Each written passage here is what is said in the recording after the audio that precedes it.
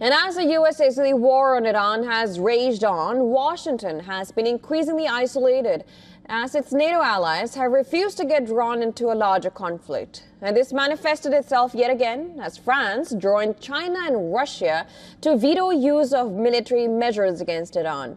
Bahrain, which currently chairs the 15-member United Nations Security Council, had drafted a resolution backed by U.S. approving all necessary means, including military force, to guarantee free passage through the Strait of Hormuz. However, France, China, and Russia reportedly opposed it, citing their principled opposition to authorizing the use of force.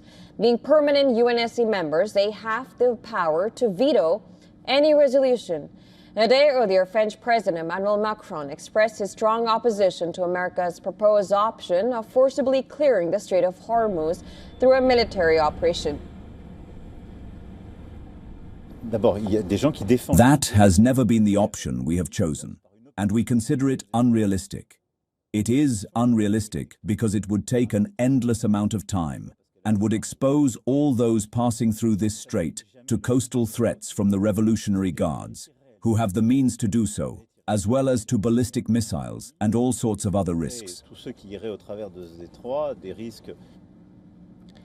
France's stance coincided with Iran allowing its container ship Kribi safe passage through Hormuz on April 2nd. And this was the first French-owned vessel to make it through the strategic waterway since the beginning of the war. And previously, only ships from India, China, Russia, Iraq, and Pakistan were being allowed to pass through the Hormuz Strait. Now, even though the U.S. and Israel continue to bombard Iran's stranglehold over the Strait of Hormuz has contributed to a global energy crisis. While countries like Iraq and Kuwait have been forced to cut oil production, Iran's average daily revenue from oil exports has grown from 115 million US dollars in February to 139 million US dollars in March. Now, China has also made its stance clear, linking the Hormuz disruptions to the U.S. and Israel's illegal war against Iran. According to Beijing, authorizing countries to use force would amount to legitimizing the war itself and lead to further escalation of the situation.